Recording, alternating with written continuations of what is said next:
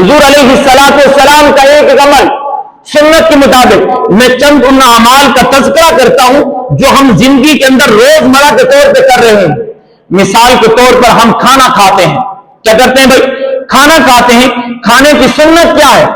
کھانا کھانے سے پہلے ہاتھ دھونا سنت.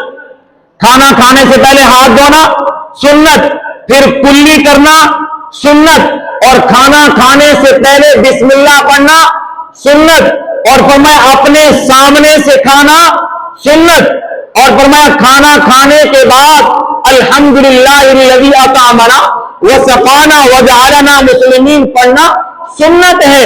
ہم نے کھانا کھایا, پیٹ اپنا بھرا ہے, کتنی سنتوں پر ہم نے عمل کیا ہے.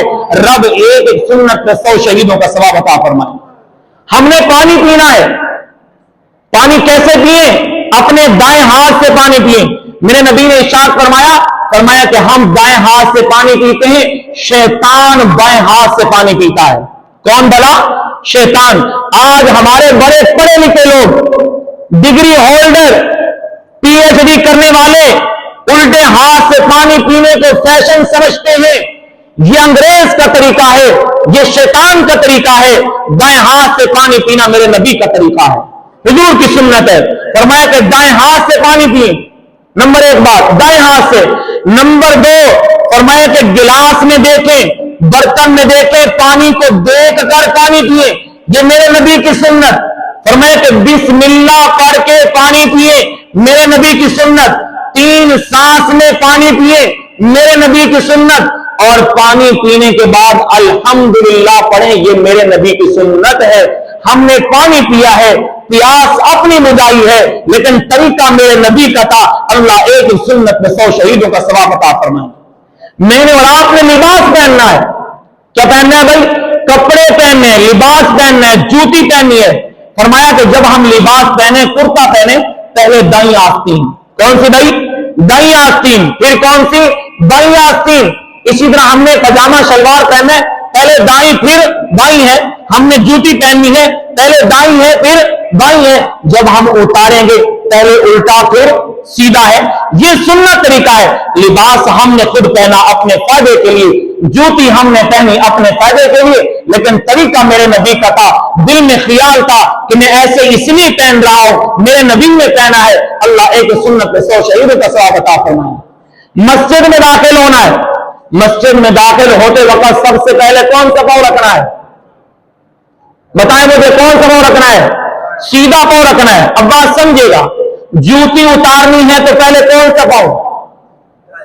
الٹا. مسجد میں آئیں گے پہلے سیدھا پاؤں, لیکن ہم نے جب جوتی اتارنی ہے تو پہلے الٹا پاؤں. تو کیا کرنا ہے؟ الٹا پاؤں نکال کر جوتی پہ رکھ لیں, پھر سیدھا پاؤں نکال کے مسجد میں رکھے, پھر الٹا پاؤں مسجد میں آئے.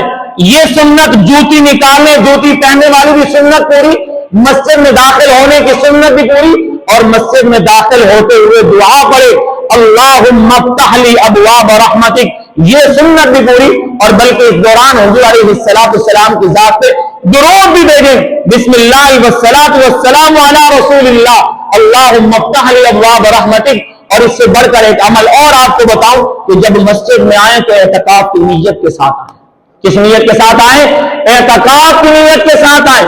لہذا جب واپس جائیں تو پھر کیا کرنا ہے؟ پہلے الٹا پاؤں, لیکن جوتی پہننے میں کیونکہ پہلے دایاں پاؤں ہے تو الٹا پاؤں نکال کر جوتی پہ رکھ دیں. پھر ہم نے دایاں پاؤں نکالنا ہے اور ہم نے جوتی میں ڈالنا ہے, پھر ہم نے الٹا پاؤں جوتی کے اندر ڈالنا ہے. تو ہم مسجد سے باہر نکلیں گے, ایک سنت میں 100 شہیدوں کا ثواب. واش روم کے اندر ہم نے جانا ہے, تو واش روم میں جانے کے لیے کیا ہے میرے بھائیو؟ سب سے پہلے دعا پڑھنی ہے. کیا پڑھنی ہے؟ دعا پڑھنی ہے. اللہم انی اعوذ بک من الخبث والخبائث. یہ واش روم سے باہر پڑھنی ہے.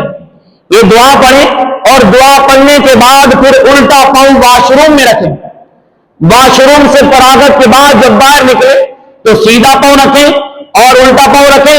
اس کے بعد پھر پڑھیں غفرانک الحمدللہ الذی اذھب عنی العذاب وعافانی. لہذا ہمارے جسم کو راحت ملے گی. سنت طریقے کے مطابق ہے, سنت طریقے سے واپس آئے, ہمیں ایک سنت میں کتنا ثواب ملے گا.